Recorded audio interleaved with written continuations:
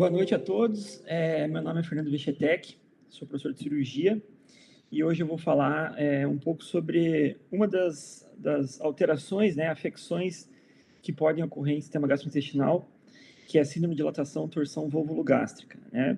Priorizando somente as correlações cirúrgicas dessa síndrome, já que ela inclui e aborda muitas considerações etiológicas, de patofisiologia, mas nesse tempo que a gente programou para falar, né, o foco vai ser as correlações cirúrgicas. Bom, em relação à definição dela, né, ela é provocada, né, por um acúmulo inicial de gás, né, em luz, né, na parte interna do estômago, em função da ingestão, né, geralmente pós-prandial, pós-alimentação, né, em grande volume de alimentação com características mais fermentativas. Isso pode levar e vai gerar, né, outras alterações internas, né, ao estômago, mantendo essa presença de líquido do material ingerido no tempo que o estômago começa a dilatar. Então, tanto a presença de gás como de material ingerido. E isso vai, com o passar do tempo, causando uma torção desse estômago, né? Então, um giro no sentido horário do estômago em detrimento, né, das relações ali anatômicas entre o piloro e o fundo gástrico, né? Então, no sentido horário dessas duas estruturas. Então, do piloro em direção ao cárdia, é o sentido da rotação do estômago em pequenos animais, né? Essa dilatação gástrica, né, ela começa, né, com um processo inicial, e aí conforme vai rodando, né, a gente tem definições até que a síndrome vai ser caracterizada, né? Então, o nome síndrome de dilatação, torção volvulogástrica, corresponde ocorrendo, né, de forma sequencial ou não, né? Então, dependendo do quadro que o paciente chegue para atendimento, a gente pode ter situações distintas, né? Então, começando com a dilatação e a torção, né, ou o vólvulo, são condições diferentes, né? A torção é quando esse órgão ele já rodou menos do que 180 graus, né? E já no volvo ou no vólvulo, né, que são sinônimos, a gente já teria uma rotação superior a 180 graus, né? Então, já causando uma alteração morfológica, anatômica desse órgão e de demais órgãos que a gente vai falar, bem importante, né? E aí a gente já tem que ter uma noção clara de como abordar isso para minimizar a taxa de mortalidade desses pacientes. Bom, então aqui mostrando isso que eu falei, né, dessa rotação em direção, né, horária do piloro em direção ao cárdio. Então o estômago ele começa a aumentar de volume. Muitas vezes, né, essa síndrome ela é correlacionada mais a animais de grande porte, de tórax profundo, né? Animais que se alimentam muitas vezes apenas uma vez ao dia e após essa alimentação já executam alguma atividade física exacerbada. E isso pode gerar um risco maior ainda dessa torção, né? Como esse órgão está na região, né, chifoide aqui e umbilical, né, grande parte da região do corpo gástrico, né, a tendência é que essa região tenha mais quantidade líquida também e favoreça essa rotação nesse sentido, né? Então, com o passar do tempo, né, já que é uma síndrome que ocorre de uma forma bastante rápida, súbita, então às vezes o tutor observou logo após a alimentação do seu animal ali, uma dilatação do estômago, animal mais ofegante, né, com sinais de choque, e aí procurou atendimento veterinário. Então, muitas vezes os animais chegam para a gente com 20, 30 minutos já do ocorrido, né, dessa torção ou do vólvulo, mas já numa condição sistêmica muito importante e com risco grande à vida, tá? Então, aqui a gente está vendo algumas das situações, né? Primeiro, a situação da torção. Então, aqui mostrando topograficamente um estômago na posição habitual, né? Aqui a gente já observa que tem um órgão adjacente à região lateral esquerda dele, né? Que é o baço. Entre esses dois órgãos, a gente tem um tecido que a gente chama de aumento menor. E no final do aumento menor, a gente tem um aumento maior, que é o tecido que se abre caudalmente a esses órgãos, né? Então, o que acontece? Há sempre uma junção do aumento maior do baço, do estômago e também do pâncreas, que está junto do aumento maior, mais caudal. E quando há essa torção, esses órgãos eles acabam indo junto nessa torção, né? E dependendo do grau dessa torção, pode haver um comprometimento vascular, né, de importância ainda maior, né, pela questão hemodinâmica e pela questão da liberação de fatores, né, de morte celular após desfazer a torção do estômago, caso ela ocorra, né, ou de forma natural, ou via sondagem esofágica, ou até mesmo via cirúrgica, né? Então, a gente tem que tomar bastante cuidado com isso e saber o momento certo de agir para que a gente evite que esses pacientes possam vir a óbito até após a torção, né? Alguns dias, às vezes, até após a torção, com consequências dessas alterações vasculares, tá? Aqui a gente já teria uma situação de mudança daquela nomenclatura que eu tinha falado, né? Torção até 180 graus, rotação até 180 graus, seria a torção, né? E o volvo ou o vôvulo acima de 180, né? A gente sabe que, na grande maioria das vezes, quando os animais chegam com o abdômen agudo para que a gente faça o atendimento inicial, eles já se encontram com um quadro de torção acima de 180 graus, tá? Mas aqui a gente já observa o baço bastante deslocado já para a região caudal, né? Com a região do aumento menor já com o início de um processo de torção também, e com isso há uma correlação importante, né? Que é a questão da não passagem de sangue para esse órgão, né? Para o baço, e também para a região do lobo esquerdo do pâncreas e também da curvatura maior do estômago, com decréscimos do fluxo de sangue. E isso pode gerar um coágulo, né? Justamente nesse tronco aqui da artéria da veia esplênica. Ou seja, rotações, né, que a gente provavelmente atenda quando o animal chegar para a gente, já estão num quadro de vôvulo, ou volvo gástrico, né? Ou seja, acima de 180 graus. Aqui a gente está vendo uma de 270 graus. Olha como a região do intestino delgado, né, e do piloro já promoveu uma torção completa nesse órgão. Mesmo ele ainda se encontrando dilatado, com conteúdo líquido de material ingerido, né, há agora a questão da não possibilidade de fluxo gástrico de saída, né, desse órgão para o intestino. E da mesma forma também do refluxo para o esôfago, né? Então, essas junções esôfago-estômago, estômago-intestino acabam estando comprometidas, né, e obstruídas. Isso faz com que também piore bastante o quadro clínico desses animais, tá? Então, a torção completa de 360 graus é a mais grave de todas. Essa vai gerar o coágulo, né, na sua totalidade, né, dos casos atendidos, quando chega nesse ponto, né, quando o tutor demora para levar para atendimento emergencial, né, e aí a gente já tem situações de necrose, muitas vezes, do baço, pode também já ter necrose de parte da curvatura maior do estômago, e também, né, um grande comprometimento vascular da porção do lobo esquerdo do pâncreas, né, já que esse tronco arteriovenoso aqui, ele vai comunicar também, além do estômago, né, esses outros órgãos que eu falei, né, o baço e o pâncreas.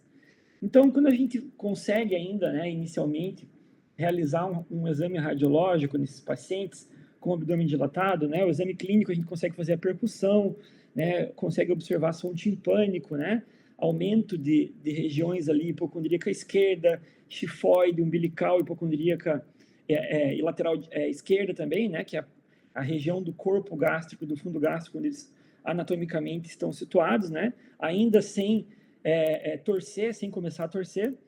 Então, se você faz um exame radiológico, aqui uma exposição lateral, aqui está a suleta diafragmática, né, e aqui a gente tem um grande órgão, né, dilatado, com presença de gás do interior, só que a gente não observa nenhuma linha de radiopacidade cruzando ele, tá? Então, isso faz com que a gente tenha uma certeza que esse órgão ainda não chegou a um ponto, né, de uma torção mais grave, tá? Nesse momento, a gente ainda conseguiria promover, né, a tentativa da descompressão, até mesmo mediante sondagem oroesofágica, né, orogástrica, para retirar o excesso de gás, né, e fazer o processo de retirada desse conteúdo também fermentativo via sondagem, né, e sedação, tá?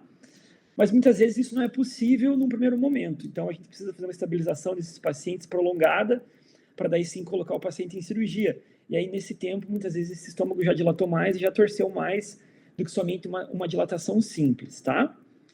Aqui mostrando, né, como que seria uma dilatação, né, com torção já de um paciente, aqui já um animal que veio a óbito em função, né, dessa síndrome, e olha como que fica um órgão dilatado, ainda com a presença de gás, né, pós-mortem, com todos os vasos bastante comprometidos, o baço já, né, numa situação necrótica, né, já em função de um tempo de isquemia bastante acentuado também, tá? E aquela imagem inicial, a gente também pode ter uma segunda imagem, né, com o passar do tempo, com o passar dessa dilatação, que seria essa imagem aqui, tá? Nos livros mais antigos até citava-se, né, que esse padrão radiológico, diferente do primeiro, era o padrão de raio-x em padrão de touca do Smurf, né, referente lá àquele desenho do Smurf, que esse formato do estômago, né, na imagem radiológica, se assemelha à touca do personagem lá, tá? Por que que é diferente daquela primeira imagem redonda, com aquela dilatação toda que a gente viu inicialmente, tá? É justamente em função dessa linha de radiopacidade aqui, ó, que faz com que a gente tenha certeza que já houve uma situação de uma rotação superior a 180 graus. Já um quadro de volvo ou vôlvulo gástrico, né? Ou seja, já com aquelas correlações muito importantes vasculares, principalmente para o baço e para o pâncreas, e também para o estômago, né? Para a curvatura maior do estômago. Então, essas regiões já provavelmente já estejam sofrendo isquemia ou com uma isquemia total. Então, o cirurgião ele vai ter que se preocupar tanto com o estômago, como também com essas demais regiões anatômicas que estão sofrendo uma isquemia mais aguda, tá? Então, nessa situação, já é muito perigoso tentar uma abordagem clínica, né, ambulatorial, de uma sondagem orogástrica, para tentar esvaziar esse órgão. Porque caso já tenha tido um comprometimento vascular mais sério do baço, principalmente, a gente vai ter o fenômeno das lesões de reperfusão, que são células mortas, né, radicais livres e produtos tóxicos que vão ser liberados da corrente circulatória sistêmica, tá? Então, a gente vai ter que fazer isso somente após a abertura, né, do estômago, né, da cavidade abdominal, né, a localização dessas regiões anatômicas. E antes, na verdade, da abertura do estômago, a gente faria o quê? Iria avaliar se há um trombo nessa artéria na veia esplênica, né, para a gente inicialmente realizar outros procedimentos cirúrgicos, como é o caso da esplenectomia, né, para que depois a gente faça o manejo e a abordagem do estômago. Olha aquele padrão radiológico diferente da primeira imagem, ó, de um outro animal também pós-mortem, ó. Como que ficaria, né, essa região onde ocorre a torção, aquela linha de radiopacidade lá, que se remete lá àquele padrão que a gente chama de touca de Smurf no raio-x, tá? Então, para evitar essa situação, é que o manejo deve ser feito de uma forma rápida, tá? E das cirurgias do sistema gastrointestinal, né? Incluindo lá desde a região da cavidade oral, esôfago, estômago, intestino delgado, intestino grosso e reto, quais são as cirurgias desses órgãos que tecnicamente são mais complexas, tá? As cirurgias esofágicas e as cirurgias coloretais. As cirurgias, né, que envolvem o estômago e o intestino delgado e a parte inicial, né, do cólon, né, não a porção final coloretal, são consideradas mais simples do ponto de vista cirúrgico, tá? E o que a gente vai falar de cirurgia aqui também é algo mais simples. O que acaba sendo mais grave com uma alta mortalidade para esses animais? É justamente essas correlações com os órgãos adjacentes, né? E com as situações compressivas de grandes vasos abdominais que podem ocorrer de forma muito abrupta em função da dilatação desses órgãos, né? Então, esses animais eles podem evoluir para uma condição de um choque por obstáculo circulatório com compressão de grandes vasos abdominais, como a veia cava caudal e a aorta abdominal, tá? Então, aqui, só para entender melhor, né, aquela correlação que eu falei para vocês em relação à curvatura maior do estômago, né? Como a dilatação ocorre inicialmente nessas regiões, e aí aos poucos a região do piloro começa a rodar em direção ao cárdia, essa região aqui, ó, lateral esquerda, é a que vai sofrer maior isquemia no processo de torção. e principalmente esse tronco mais calibroso que chega sangue ao baço, que é o tronco da artéria e das veias esplênicas, tá? Então aqui a gente tem ramos que vão para o pâncreas, para o lobo esquerdo do pâncreas, tá? Aqui a gente tem uma região, né, que vem mais próxima ao baço e que faz uma curvinha, né, para a região cranial e também lateral esquerda, né, do paciente, e que vai vascularizar a curvatura maior do estômago, que é o tronco que sai da artéria e da veia esplênicas e viram lá artérias e veias gastroepiploicas esquerdas, tá?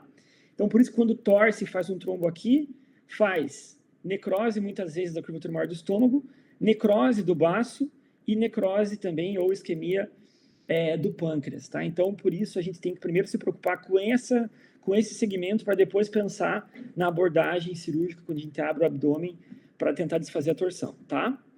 Aqui mostrando essa correlação, ó, dos vasos já engurgitados, né? Então, a gente consegue palpar uma presença de um trombo grande na base da artéria da veia esplênica que vai para o baço. A gente já nota uma alteração grave de coloração dos órgãos também em função desse processo isquêmico, né? Aqui mostrando o baço. Também uma peça pós-mortem aí, né? Do animal que veio a óbito em função dessa síndrome, tá? Eu falei para vocês que era uma condição mais comum em cães de grande porte, de tórax profundo, que são alimentados uma vez ao dia, tá? Mas nada impede que um animal de menor porte, ou até mesmo um felino, possa desenvolver também. Eu já tive caso de felino e já tive caso de cão de pequeno porte.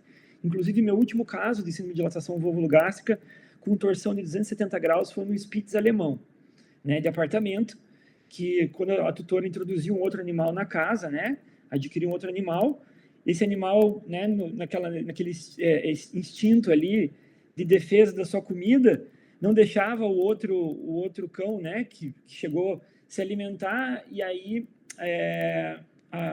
os tutores, né, quando alimentavam, né, sem restrição, né, de quantidade, então colocavam uma grande quantidade de alimento, né, nos potinhos de ração, e aí esse cão, né, esse Spitz, acabou comendo um grande volume de ração e fez esse processo fermentativo, e fez a dilatação, fez a torção e fez o vôvulo gástrico, tá? Bom, e aí chega para a gente nessa situação, o que a gente tem que fazer primeiro, né? Então a gente tem que se basear sempre para um quadro mais grave, né? Como é essa síndrome, pensando sempre na questão do ABCD, do trauma, pensando sempre no que vai matar primeiro, né? Então, é óbvio que uma estabilização adequada, prolongada, né, e no caso de uma torção, a cirurgia abdominal vai ser melhor para o paciente, justamente porque a gente vai conseguir com calma, né, lá na cirurgia, fazer todo esse processo de verificação vascular e desses órgãos, né, que possam estar comprometidos de uma forma visual, né, e também palpando essas regiões, tá? Só que nem sempre a gente consegue fazer isso. E às vezes a cirurgia ela começa, né, já de forma ambulatorial, porque os animais muitas vezes eles não vão suportar, né, um quadro às vezes mais agudo, de abdômen agudo, até que chegue para a cirurgia abdominal, né, com todos os cuidados da estabilização inicial, tá? Porque o que vai matar primeiro? Matar primeiro, às vezes, um choque por obstáculo circulatório. Aqui eu coloquei os 4 principais tipos de choque que a gente tem, né, nas espécies animais. Então, o choque hipovolêmico, o choque vasculogênico, que a gente tem 3 tipos, né, que é o neurogênico, o séptico e o anafilático, choque cardiogênico de origem intrínseca e extrínseca, e o choque por obstáculo circulatório, que nesse caso, o obstáculo circulatório é a compressão dos grandes vasos no abdômen, a aorta abdominal e a cava caudal. Isso vai levar a uma dinâmica, né, de redução de retorno venoso para o átrio direito via cava caudal, e com isso uma diminuição do débito cardíaco com correlações e consequências, né, para o coração. Então acaba tendo uma sobreposição de choques, aí um choque cardiogênico no segundo momento, tá? Por isso que mesmo a gente não apresentando situações difíceis, correlações difíceis cirúrgicas para essa síndrome, essa é a principal síndrome que envolve os órgãos do sistema gastrointestinal, porque requer um pensamento rápido do clínico, do cirurgião que estabeleceu o atendimento inicial para tomada de decisão. Estabilização prolongada de cirurgia abdominal, tá? No segundo momento, ou uma cirurgia precoce ambulatorial na tentativa de redução dessa pressão aumentada intraabdominal aí, tá? Com compressão de grandes vasos. E aqui um exemplo de uma situação, ó, que já ocorreu um volvo gástrico, há uma dilatação grande do estômago, e aí você precisa tomar a decisão, né, de colocar esse paciente em cirurgia. Só que um paciente que já está, às vezes, com débito cardíaco tão comprometido em função do choque cardiogênico, que já começou a acontecer em função desse obstáculo circulatório inicial, que esse animal não vai aguentar um processo anestésico, uma indução anestésica com propofol, né, um plano anestésico geral, para que a gente coloque ele numa cirurgia abdominal de uma forma direta ali, tá? Então, muitas vezes é feito um bloqueio em L invertido, que a gente está acostumado a escutar isso mais, né, em cirurgia de ruminantes, lá em laporotomia, em celeotomia paracostal, tá? Mas nesse caso, a gente precisa tomar a mesma atitude, né, a mesma técnica que é usada em ruminantes, né, de forma semelhante em cães, com o bloqueio com anestésico local em L invertido, não ultrapassando a dose tóxica de 7 mg por quilo desse fármaco, né, fazendo os botões, o bloqueio, para que a gente faça uma celeotomia paracostal na altura do estômago que esteja dilatado, tá? E a gente, com todo cuidado, aqui após a esterilização da musculatura e do peritônio, a gente faça uma gastropexia, tá? Com um fio de sutura aqui, de preferência com agulha cilíndrica, né? Para que a gente possa fazer toda a fixação do órgão, para que daí a gente consiga fazer uma trocaterização, né? Ou uma gastrotomia com um bisturi mesmo, para diminuição desse volume gasoso e a parada da interrupção do fluxo venoso e arterial na cavidade abdominal, na região dorsal, em função desse aumento de compressão em função da dilatação gasosa, tá? Então, isso não é comum de ser visto e ser feito por aí, mas deveria ser feito mais vezes em situações críticas, né? Então, a gente tem que ter essa noção que isso é possível e é necessário em alguns casos aí, tá? Então, aqui mostrando uma situação semelhante, né? Onde é feita uma gastropexia, né? Em função e uma trocaterização em função de uma dilatação gástrica, tá? Quando a gente faz isso de forma ambulatorial, a gente procura fazer uma tricotomia rápida, uma disepsia rápida e o quanto antes fazer esse processo para tirar esse paciente de uma situação mais aguda. E às vezes nem mesmo dá tempo de fazer nem tricotomia e nem antisepsia e tem que fazer já a trocaterização e a passagem de uma forma direta. Por que precisa suturar antes de abrir o estômago, tá? Essa é uma correlação importante cirúrgica dessa técnica ambulatorial, tá? De manejo precoce aí. Porque se você, no momento que você sondar ou fizer a trocaterização direta do estômago ou fizer a gastrotomia com a própria lâmina do bisturi, você tem um risco enorme desse estômago que já está em vôvulo, já está acima de 180 graus torcido, tá? Ele desfaça essa torção e faça aquele fenômeno de lesão de reperfusão, né? De todas as células mortas desses órgãos que já estão comprometidos, principalmente do baço. E isso vai levar a uma cascata, né, muito importante depois desse processo, né? No pós-operatório imediato, dos próximos dias, e que isso pode culminar com a morte do paciente. Então, muito paciente de síndrome de dilatação vulvogástrica vem a óbito 2, 3 dias após a cirurgia ou após o manejo inicial, em função da escolha do clínico ou do cirurgião do que ser feito por primeiro, né? E se for tomada uma decisão como essa, né, às vezes de você desfazer uma torção, tentar desfazer uma dilatação, e o estômago já está torcido e com o baço isquêmico e necrosado, provavelmente esse animal vem a óbito no pós-operatório imediato, tá? Bom, então, só para a gente organizar as ideias aqui, quando a gente fala em tratamento cirúrgico, a gente procura colocar o paciente numa cirurgia abdominal, né, com uma estabilização do ABCDE inicial, lógica, né, e coerente em função, né, da ventilação, das vias aéreas superiores, da oxigenação com oxigênio a 100%, tá?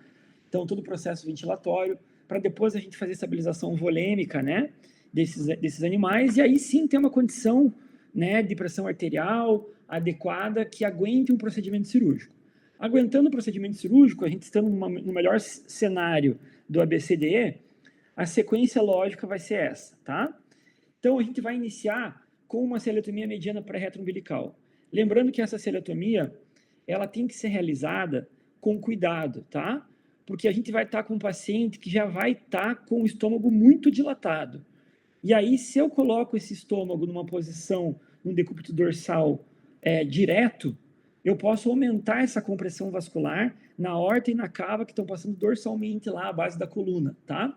Então eu tenho que muitas vezes posicionar ou em decúbito lateral direito ou esquerdo, né? De forma oblíqua, né? Que a gente consiga colocar para um lado ou para outro lado, para que o centro de gravidade não sejam esses grandes vasos quando a gente for posicionar em decúbito lateral, tá? Em decúbito dorsal, tá?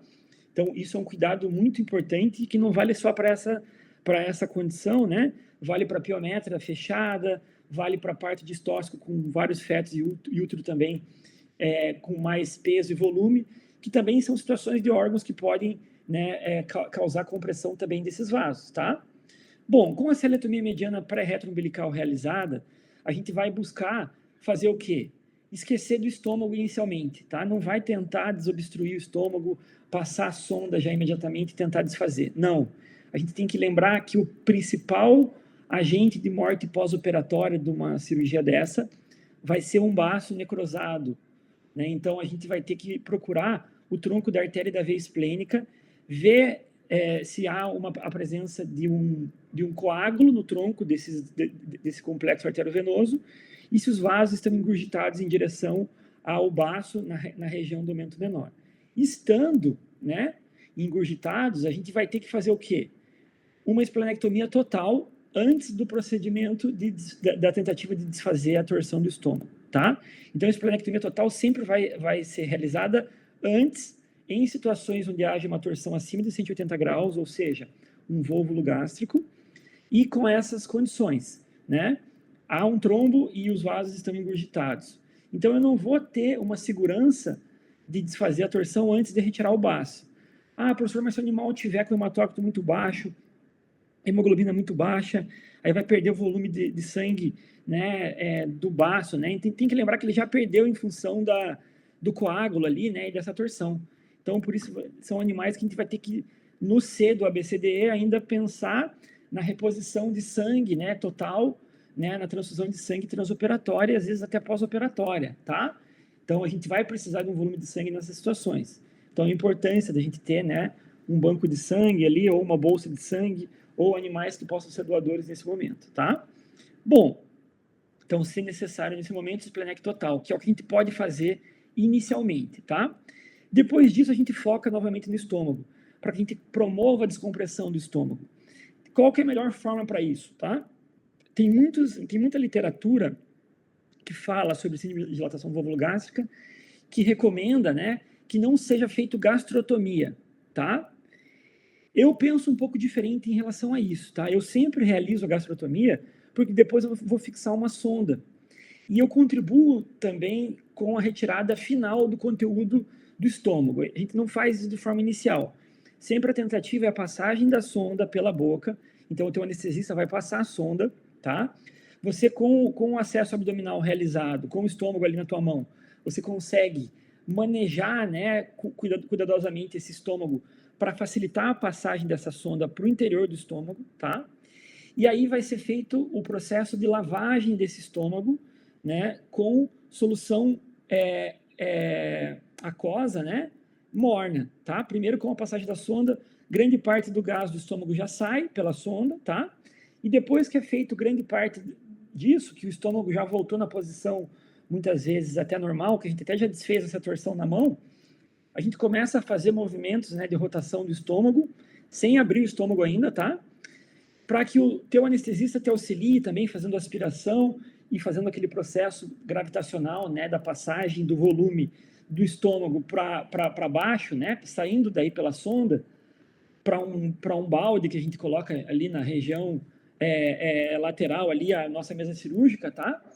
Para que a gente, grande parte desse conteúdo seja já esvaziado do estômago sem a gente ter aberto o estômago ainda, tá? Então, todo esse processo de drenagem desse conteúdo fermentativo e líquido de material ingerido vai ser passado para esse balde externo via sondagem ainda, tá? Depois disso, com o estômago já na posição correta, a gente consegue avaliar a região da curvatura maior do estômago, a região do pâncreas também, tá? Do lobo esquerdo do pâncreas, se há alguma correlação também isquêmica desses órgãos ali, tá? No estômago, sempre a dica para curvatura maior, se você já observa uma região hiperêmica nesse órgão, é fazer pequenas incisões senomusculares na curvatura maior, tá? Fazendo isso, a gente tem que avaliar sangramento. Se não sangrar, é sinal de isquemia. Então, é um sinal que talvez você precise fazer uma gastrectomia vertical, um sleeve gástrico, que a gente chama, tá? Que é a mesma técnica de cirurgia bariátrica lá, né? Uma das técnicas que é associada frequentemente na cirurgia bariátrica em seres humanos é a gastrectomia vertical, é retirada dessa parte da porção da curvatura maior do estômago, que nessa situação patológica em cães ou em gatos, se houver um comprometimento vascular mais grave, se você precisou tirar o baço, você vai ter que ter um cuidado grande também para avaliar essa região, tá? Bom, não havendo a necessidade da gastrectomia vertical, tá? Eu faço o que nesse momento? Eu faço já uma gastrotomia na região onde eu vou fixar uma sonda depois, tá? Que vai ser uma sonda que vai me auxiliar no pós-operatório, tanto para alimentar o paciente por essa sonda, tá? Como também fornecer água para essa sonda. Então, a gente chama de sonda de gastrostomia tubo. Muitas pessoas, muitos cirurgiões optam pela sonda de Foley, né, para isso. Eu, particularmente, gosto da sonda de Foley para essa situação, tá? E tem sondas gástricas específicas que também fazem a mesma função e que vão ser fixas ali junto à parede muscular e o estômago no período de 7 dias da cirurgia, tá? Então, a gente chama de gastrostomia tubo, a técnica, né? Porque é uma técnica que é feita no final do procedimento cirúrgico. Por quê? Porque antes eu procuro fazer uma gastrotomia não muito ampla, porque eu já tirei grande parte do conteúdo desse estômago via sondagem, mas eu gosto de fazer essa gastrotomia para entrar com o aspirador, tá? E aspirar todo o conteúdo do estômago que eu consegui aspirar. Quando é conteúdo mais espesso, que não passa no aspirador, a gente pode tomar um cuidado, já com o estômago já distorcido, com uma cuba-rim, né, com um recipiente ali que a gente possa utilizar na cirurgia estéreo, que a gente faça, né, a passagem desse conteúdo estomacal por interior de um recipiente desse, tá?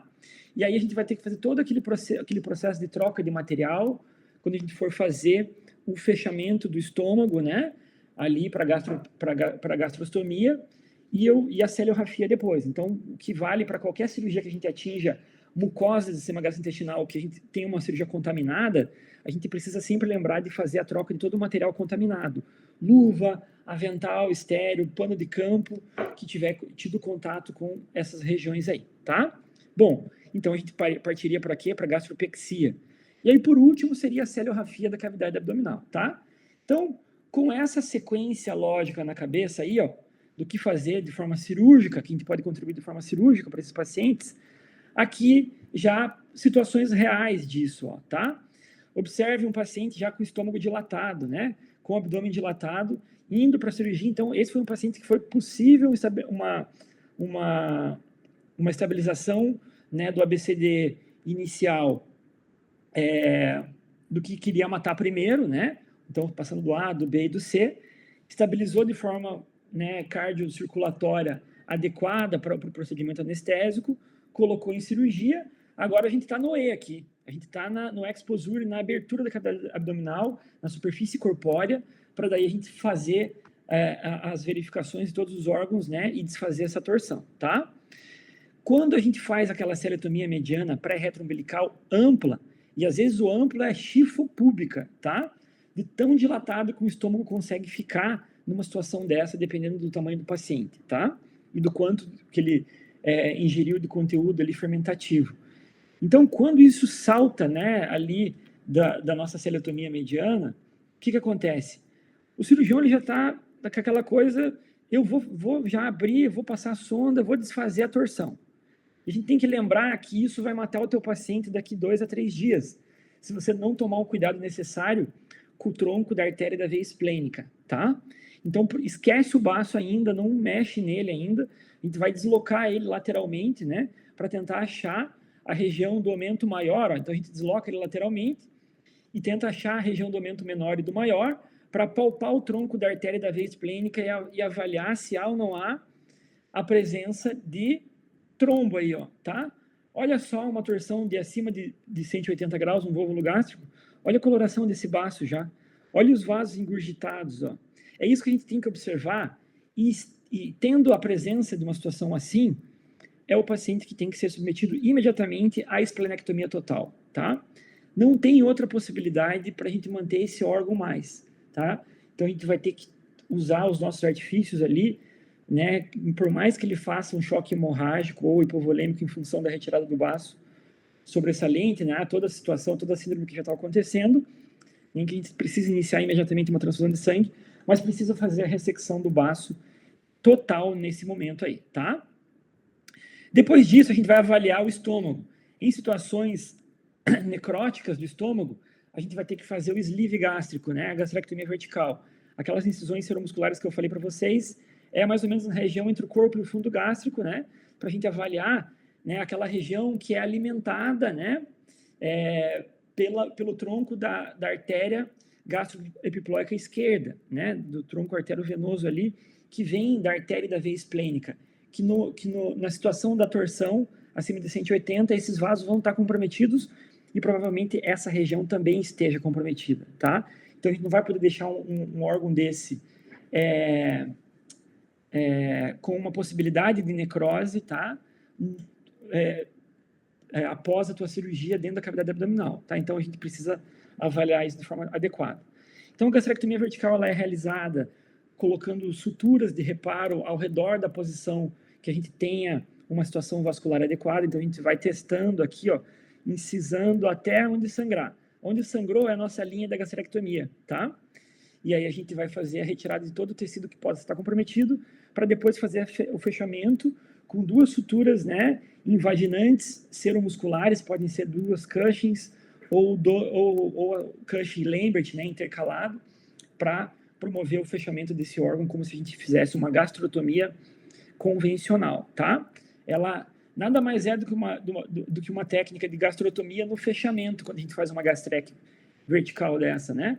Então, a gente procura fazer os pontos de reparo para evitar a contaminação da cavidade, né? E facilitar no processo de sutura.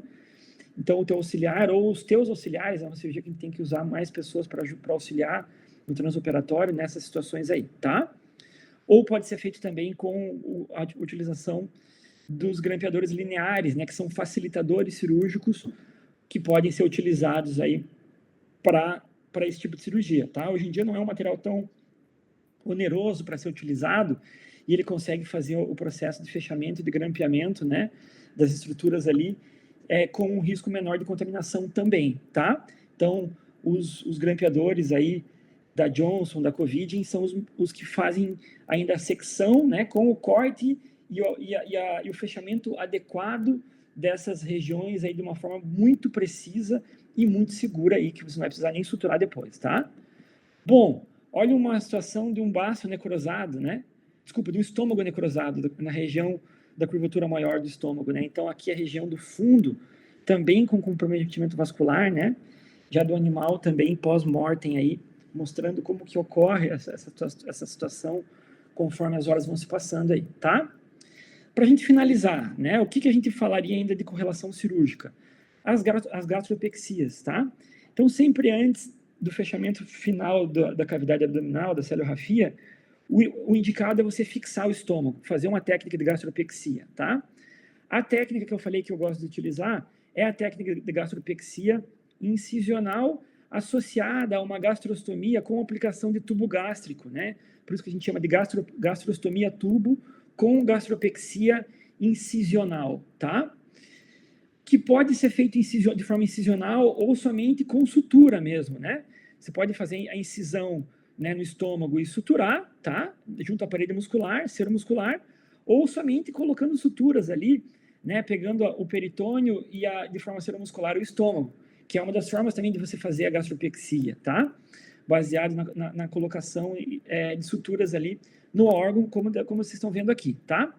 A região clássica para isso, de livro, né, de cirurgia, é a transição entre o corpo do estômago, tá? E a região do piloro ali. Porém, gente, eu não gosto, né, dessa região do antro pilórico ali do corpo, de fazer fixação aí, tá? E nem de colocar a sonda aí. Porque é uma região onde o órgão está afunilando. Eu não quero ter nenhum risco de estenose dessa porção no futuro, em função de uma cirurgia que eu vá executar nessa porção. Então, eu procuro fazer isso sempre na região do corpo profundo gástrico, tá? Já fiz antigamente, né? Fazia antigamente na posição clássica de livro, que eu vou mostrar para vocês, mas hoje em dia eu não faço mais e procuro não ensinar mais que os meus alunos façam dessa forma, tá? Existem outras técnicas, né, que a gente viu ali, que é a técnica em alça de cinto, né, que se faz uma musculatura, se faz uma abertura da musculatura do peritônio, dos músculos regionais, né, do músculo transverso ou do oblíquo abdominal interno, para passagem de um flap muscular, né, pegando serosa e muscular, para que ele passe por trás da região e você faça a fixação junto à porção que você seccionou do estômago também de forma seromuscular, tá? Não gosto dessa porque sempre gera um risco de isquemia do flap e soltura da tua gastropexia, tá? Tem a técnica em dobradiça, que você pode fazer um flap seromuscular ou 2 flaps seromusculares, e aí também fixar por trás da costela, tá? Então, essa técnica também, não gosto disso em função tanto da dificuldade técnica de você fazer isso, e eu também de avaliar que muitas vezes isso não é necessário, né? De uma forma cirúrgica ali, né? De um paciente que já está há muito tempo em cirurgia, que já está, às vezes, numa situação ruim, hemodinâmica. Então, isso vai demorar mais tempo para ser executado na cirurgia. Não que não funcione, vai funcionar, né? Mas eu, sinceramente, acho isso invenção de moda, essas técnicas aí, tá? Eu penso sempre numa técnica que seja rápida, útil e que no pós-operatório contribua principalmente com a não possibilidade do quê? De você fazer com que o paciente volte a dilatar esse estômago. Se você tem uma gastrostomia a tubo com uma sonda dentro do estômago, todo o gás produzido vai ser eliminado porque você está com uma sonda no período pós-operatório até retirada total com 7 dias, tá? Então, mostrando a fixação, né, dos flaps ali com suturas seromusculares, que é uma possibilidade também, tá? Aí a gente pode fazer flaps bipediculados de musculatura e de estômago, e também fazer a fixação com suturas diretas, tá? Também acho isso aí invenção de moda, e acho que isso faz com que o tempo operatório se torne mais longo, mais prolongado, tá? Então, a gente parte, né, e eu parto sempre para essa situação. Aqui mostrando a posição clássica de livro para colocação dela, tá? Lá está a porção da junção esôfago, fundo do estômago e o cárdia, e aqui está a região do antro pilórico e do corpo gástrico. Não gosto de colocar aqui, como eu falei para vocês, porque aqui já começa o piloro, tá? Aqui, ó, é a posição que eu costumo colocar entre o corpo e o fundo gástrico, tá? Então, para gastrostomia, quando a gente faz o fechamento inicial do estômago via sutura, né, de gastrostomia, nos padrões invaginantes, quando a gente chega próximo da posição da colocação da sonda, a gente coloca a Foley dentro do estômago, infla o bolonete com solução fisiológica, tá? E aí coloca uma sutura seromuscular ao redor da sonda aqui, no padrão de bolsa de tabaco, para o fechamento dessa sonda, tá? Aí a gente faz a nossa ferida muscular na região hipocondríaca esquerda, entre a região hipocondríaca esquerda e lateral esquerda, quando a gente fixa aqui essa sonda, tá? Nessa posição aqui de cima, e não aqui, tá? E eu coloco essas suturas em padrão de Wolff, tá? Pegando estômago, parede muscular e estômago de volta, tá? Seromuscular no estômago.